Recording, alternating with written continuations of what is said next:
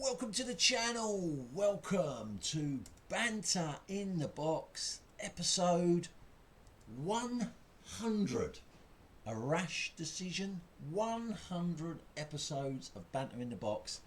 Unbelievable. And after all of the fallout from a few weeks ago when Neil Hatch made that amazing transfer, we had more drama in the Family Fantasy Football League this week, courtesy of the Carabao Cup final. I love a bit of drama in the Family Fantasy Football League. Just the one manager going into the transfer this week. No tactical gambits being played either. In this week's edition of Banter in the Box, we have your Game Week 24 winners and losers. 4 winners, all picking up a Manager of the Season point, and 4 losers who are all losing a Manager of the Season point where they had them. We've got Rules Are Rules, an FFFL Cup quarter-final preview. It's a full Premier League fixture weekend this weekend, the first weekend in March, and that means the quarter-finals of the Family Fantasy Football League Cup. I'll be giving you my predictions, and we've got a Manager of the Season update. The who the fuck is that? Had rolled over and was worth 6 points this week. Did anyone get it? I'll be revealing all later. So, the Game Week 24 winners take a bow once again on the buses. Manager Sarah Goodman, debut manager Sarah, and it's going from strength to strength. She climbed another place up to 12th, which in this, her debut season, is the highest she's ever been. Well done, Sarah. Take a bow also, the Big Knobs manager Simon Hoxby. He climbed a place this week to 10th into the top 10. You have to go back to the 3rd of September 2021, 18 months ago, for the last time Simon was as high as 10th in the table. Take a bow also, the Mad Hatter, up 2 places to 3rd into the prize money places. The biggest climber this week, with a equaling their personal highest weekly total of the season with 80 points. And you have to go back to the 7th of January 2022, over a year since the Mad Hatter has been as high as 3rd in the table. But the biggest Game Week 24 winner, take a bow, I've Got a Life manager Mops Hoxby, climbed a place into the top half of the table, recording a 2nd weekly win of the season, with a personal highest weekly total of 100 points scored in Game Week 24. As I say, 1 Manager of the Season point to those 4. Conversely, the Game Week 24 losers, hide your head in shame. Sweet Foden Line FC manager Tyler Bound fell a place this week down to 11th. You have to go back to Game Week 2 for the last time Tyler was as low as 11th in the table. Hide your head in shame. No happy endings manager Di Maloney. Not going to be a happy ending this season. Fell another place down to 22nd. 23rd of March 2022. Almost a year since Di was as low as that in the table. Hide your head in shame. Coldplay United manager Martin Maloney. Joint biggest fallers this week, down 2 places to 29th into the relegation zone. You have to go back to the 24th of September 2021, 18 months ago, for the last time that Martin was as low as 29th in the table. But the biggest Game Week 24 loser, Norfolk Chance FC manager Angela Addis, stayed 31st in the table, and she was the lowest scorers in Game Week 24, registering just 6 points. Even her dad scored more points than her this week. That's how bad it was. Where they had them, 1 Manager of the Season point lost. Now, rules are rules. Last season, what am I talking about? Last week, in the Carabao Cup final, which was worth double points, of course, Newcastle played Manchester United. Manchester United running out 2-0 winners. The first goal was a header from Casemiro. The second goal looked like a perfectly valid Marcus Rashford goal to me. And I was pleased because I've got Marcus Rashford in my team. But the goal was accredited as a Sven Botman own goal. Now, Arden Diamonds manager Steve Holmes contacted me to say, Jeff, I think you might be making a second entry onto the wall of shame. You haven't got Marcus Rashford's points right. You didn't give him the points for the goal,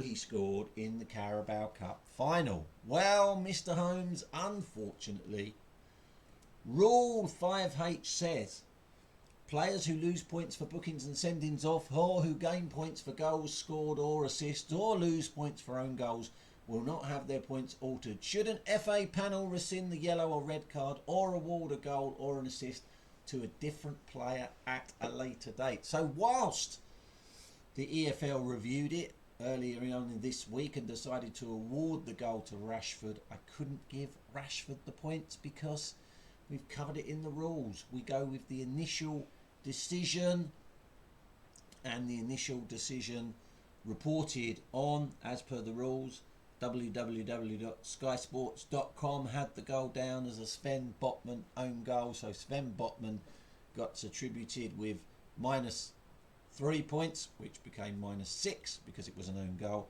And all of those managers that have got Marcus Rashford missed out on the 6 points for the goal that he scored but wasn't credited with. So no mistake on my part, but that is the situation. Now, I did think about this very carefully and read that rule, and I am conscious of the fact that whilst the rule says players who gain points for goals scored or assists will not have their points altered should an FA panel rescind the goal, and in this case Rashford didn't gain points for the goals scored, he just didn't score any points, and it doesn't say anything in that rule about if a player doesn't score the points initially but then gets awarded the goal, why shouldn't they, you could argue, well, why shouldn't they be given them?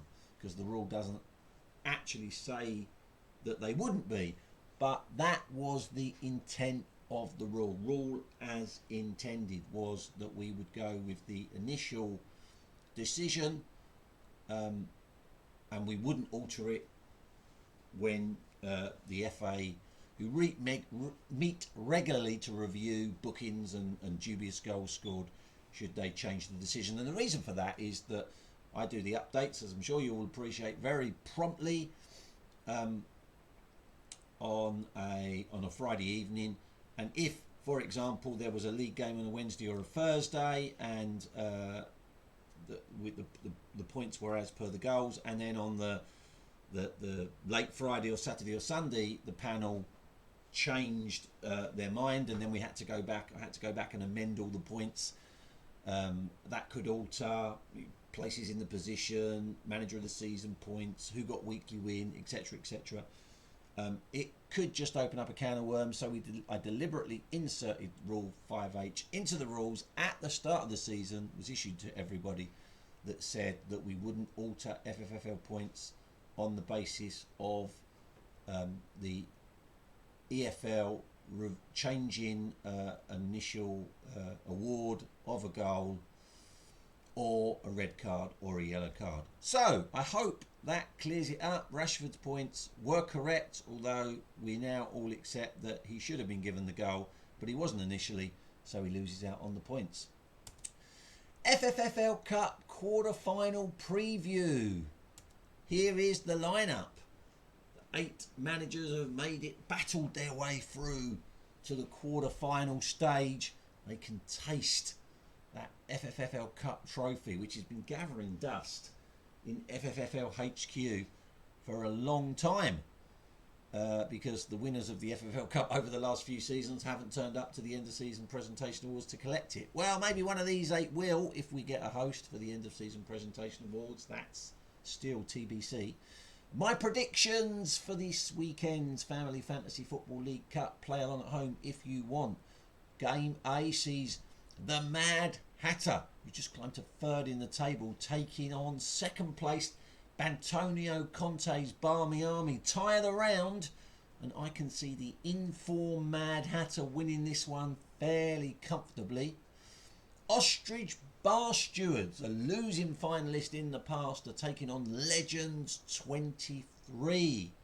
My prediction for this one, I think it's going to be really, really close. But fourth placed Ostrich Bar Stewards, I think, are just going to be beaten by 17th placed Legends 23. I think this will be the shock of the quarterfinals. I have Legends 23 to just narrowly go through there. Sorry, Steve. On the buses, debut manager taking on Foxborough Foxes. It's an all-female affair. My prediction for this one is a fairly comfortable win for On the Buses manager Sarah Goodwin. Could be reaching a semi-final in her debut season. That's my prediction. That would be... Where's Sarah in the table now? She's gone up to 12th. 12th, beating 5th place Foxborough Foxes. And the last tie sees Grease Lightning taking on I've Got a Life manager Mops Hoxby. Mops Hoxby has already told me that she hopes she loses to Sexy Alexi. But my prediction is that 14th placed Grease Lightning are going to be beaten by 16th placed I've Got a Life. So my lineup for the semi-finals is the Creed Bratton Society taking on Legends 23, and On the Buses taking on I've Got a Life. Play along at home. Let me know what your predictions are, and I'll share with everyone if anyone gets them all right. Who the fuck is that? 3 current Family Fantasy Football League managers pictured there. 6 points if you could name all 3 managers, but you didn't get any points if you got 1 manager correct. You didn't get any points if you got 2 managers correct. You only got those 6 points for getting all 3. 4 managers had a go this week. I've Got a Life manager Mops Hoxby thought that was a picture of Lyndon's Lovely's manager Joe Hoxby, Chairman's Choice manager yours truly, and somebody called Kelly. Mops, there isn't a manager called Kelly in the Family Fantasy Football League, so that was an incorrect guess. I can reveal that of those 3 guesses, one of them was correct. Hatch United manager Neil Hatch thought that was a picture of Lyndon's Lovely's manager Joe Hoxby, No Happy Endings manager Di Maloney, and Ostrich Bar Stewards manager Steve Maloney. I can reveal, Neil, that is an incorrect guess, although 2 of those 3 guesses were correct. And this is going to really wind I've Got a Life manager Mops Hoxby up. But the Big Knobs manager Simon Hoxby and On the Buses manager Sarah Goodwin both had a guess, and they both submitted exactly the same guess. Sarah, you've got to stop helping him or you're never going to catch him up. They both thought that was a picture of Chairman's Choice manager Jeff Hoxby, No Happy Endings manager Di Maloney, and Megan Hoxlade Chamberlain manager Megan Hoxby. I can reveal, Simon and Sarah, that is an incorrect guess. And of those 3 managers you named, one of them was correct. So we are rolling this over to next week, and all of that means the manager of the season table looks like this. Simon, Sarah and Mops all consolidating their position at the top of the table for being a Game Week 24 winner. The Mad Hatter climbs to joint 14th for being a Game Week 24 winner.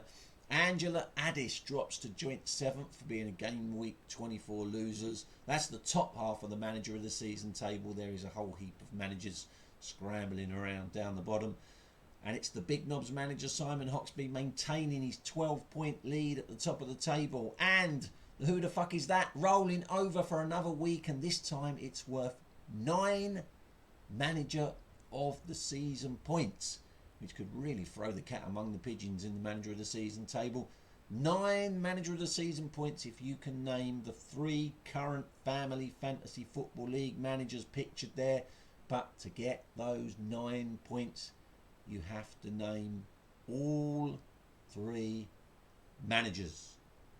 That's it for episode 100 of Banter in the Box. Join me next week for episode 101, and until then, take care.